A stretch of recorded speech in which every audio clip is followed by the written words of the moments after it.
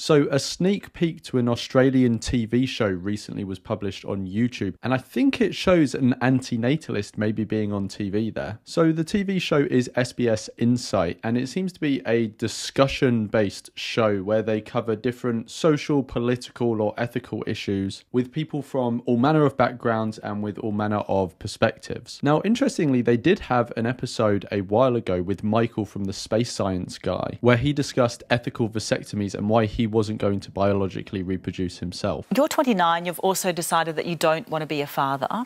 When did you first make that decision? I think at about the age of 14 was the first time I ever had the thought, I don't want kids. But it was probably not until about 2021 when I really started to think about it in more depth and to think about it in terms of the ethics of having a kid. And that's around the time that I made the decision that I think it would be unethical for me to have a child. Why not? In Australia, last I checked, which is a few years ago, it costs about $500,000 to raise a kid on average. That's a lot of money that I could give to other causes. It costs just a few $1,000s to save a life in a developing nation to prevent malaria. It's very hard for me to justify bringing one new life into the world when I could prevent dozens of humans from dying or prevent a massive amount of animal suffering or whatever cause have you. But the opportunity cost is the main reason why I think for me to have a kid would be unethical.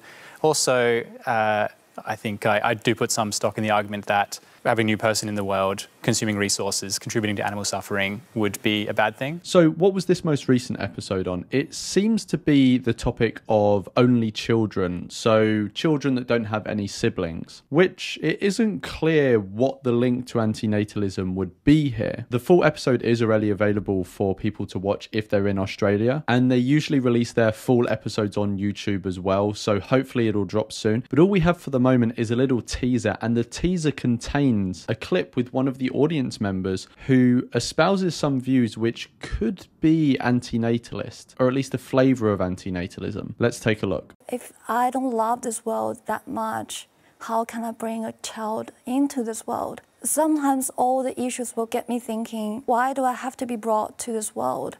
What if my child asks me that question? How am I gonna answer that question? Shiswen, you loved being an only child so much that you insisted your parents not give you any siblings.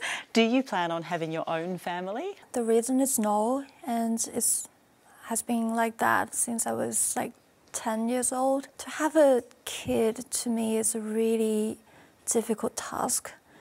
I can see my mom, just like how difficult that is for my mom to raise me. She was sacrificing a lot, and she spent a lot of money and a lot of energy on me. And also growing up as a single child, it wasn't very easy for me.